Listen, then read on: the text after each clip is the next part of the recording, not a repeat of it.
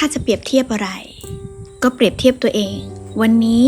กับตัวเองในเมื่อวานไม่ใช่เปรียบเทียบกับคนอื่นสิ่งสำคัญในชีวิตก็คือเราต้องดีขึ้นกว่าเดิมเราต้องดีขึ้นกว่าเมื่อวานและเราต้องดีขึ้นในทุกๆวันไม่ใช่ดีขึ้นกว่าคนอื่นเราทุกคนน่ะมีเส้นทางในชีวิตที่แตกต่างกันค่ะอย่าทำตามใครจนไม่เหลือความเป็นตัวเองอย่ารีบเพียงเพราะว่าเห็นคนอื่นไปได้ไกลกว่าชีวิตเนี้ยไม่มีใครช้ากว่าใครหรอกค่ะมีแค่ช่วงเวลาของเราคือช่วงไหนแล้วก็อย่ากลัวว่าชีวิตจะเดินไปข้างหน้าช้าเกินไปขอแค่ลงมือทำในเวของเราในทุกๆวันและพัฒนาตัวเองในทุกๆวันลงมือทำอย่างต่อเนื่องจนถึงเส้นชัยและอย่าให้เวลาของใครมาทำลายจังหวะชีวิตของเรานะคะทุกอย่างมีเวลาของมันเสมอตัวเราเองก็เช่นกัน